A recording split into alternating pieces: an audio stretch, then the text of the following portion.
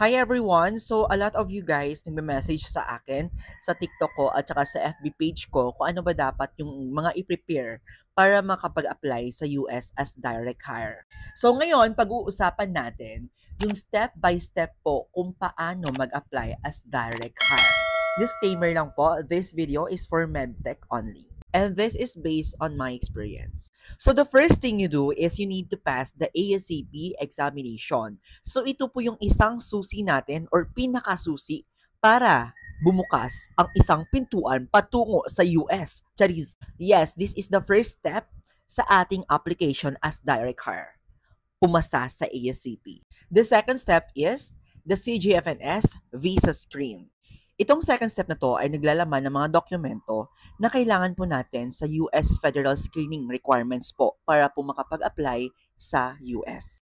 It says here, it is a comprehensive screening service for healthcare professionals seeking an occupational visa to work in the United States. At saka dito papasok yung isang requirement, yung tinatawag natin na English proficiency.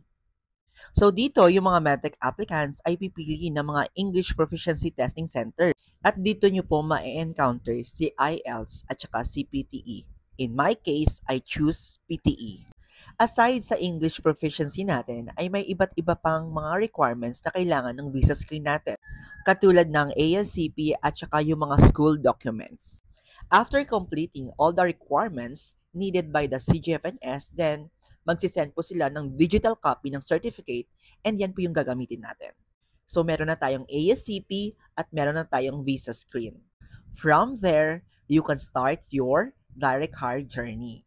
So, saan ka ba mag-a-apply or saan ka maghahanap ng trabaho? In my case, nag-apply po ako sa LinkedIn at saka sa Indeed. At saka may isa pang website pero hindi ko siya na-try, yung Glassdoor. Or you can search the hospital, then mag-a-apply po kayo doon sa hospital careers nila. Another requirement po na kailangan pa natin is the WES, the Academic Evaluation. Okay, so gagawin nyo is habang nag-a-apply kayo ay pinaprocess nyo po yung mismong WES natin. Tandaan, course by course.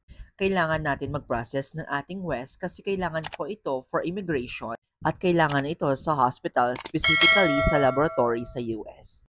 So from there, we have your ASCP, your visa screen certification, and your academic evaluation.